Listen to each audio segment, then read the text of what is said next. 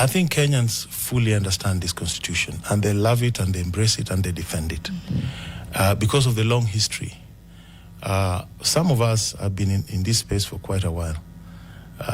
If you look at some of the old Weekly Review stories around 1991, you'll see pictures of some of us calling for multipartyism, calling for justice. In fact, one of my friends, Ahmed Nasir Abdullahi, carried a big poster with a big afro. I remember that picture. You guys call him Taliban. When we were young, and then we got into workspace, there was clamor for constitution, a new constitution. We started working with politicians. I think Kenyans love their constitution and they are proud of it. The problem is, it is being undermined by mercantilist politicians, elite compromises that are short-termist in nature, that are not intended to fulfill the aspirations in the constitution, but to deal with short-term political expediencies. So the problem is not with the people. What I've learned in this country, if the leadership is responsible and is moving in a certain direction, the people follow. I saw that in 2002 when we all rallied behind President Kibaki, whom I believe was the best president Kenya has ever had. I worked with him. He was a very accomplished gentleman, fairly straightforward, and didn't deal in a lot of the way we know our politics. But that time, you could see, you could feel. I think Kenya was voted the happiest nation. And people were united. Yeah, but why did that dream fail within 24 months? Because opportunists who had nothing to do with that struggle crept in. And Kibaki's ill health and a few other issues allowed them to completely break down the NAC dream. And some of them are still alive, though they are out of politics, and we know them. What happened, this 2010 constitution, though, is a product of many years of struggle.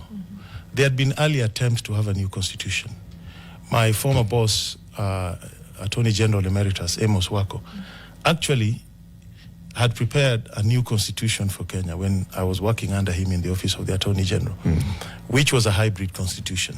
There would be a president, prime minister, more or less the French model. He had prepared that. But that also failed. But not a lot of people knew that. And then, after the 2007 fiasco, I was intimately involved in the Serena process. So the 2010 constitution is actually a product of the Serena process, Kofi Annan-led Serena process. And the guidelines were very clear because the process was being driven by a very impartial panel at Serena that involved both sides. What happened afterwards was that there were two scenarios. There are those who wanted a presidential system and those who wanted a parliamentary system. But remember, we had also had the Kilifi draft, which had been scuttled. So there was also some raw material of a constitution there. So the compromise, it was not even a compromise, really. What happened in Naivasha, I'll give you a few examples. And let me first give you the background. By the time we were going to Naivasha, there had been some political undercurrents also emanating from Serena. There was the ICC question. So the ICC question had brought in new alliances into the political mix. So when we went to, let's say, though we shielded the constitutional review process, we drafted a law, I call it a vehicle without a reverse gear. We shielded it from a lot of forces. The committee of experts then presented the two alternatives. But now what happened in Naivasha, I'll give you just an example, the counties. The experts proposed 14 counties plus Nairobi. But when we went to Naivasha,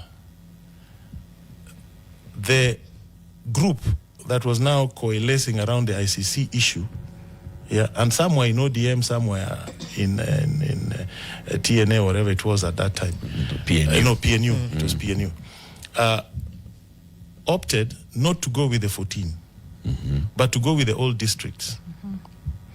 And if you understand Kenyan politics, the old districts that were existing favored certain areas. Because it is the president who used to declare the districts. So they declared that, and MPs refused to work actually. They didn't want to scratch their head hard enough. So they said, we will take the districts as the counties because it favored them.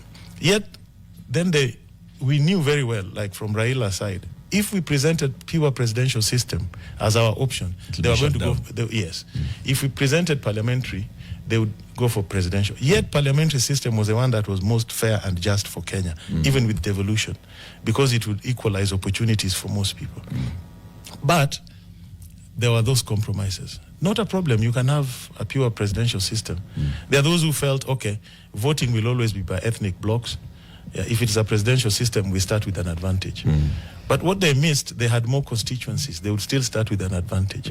But the focus was presidential.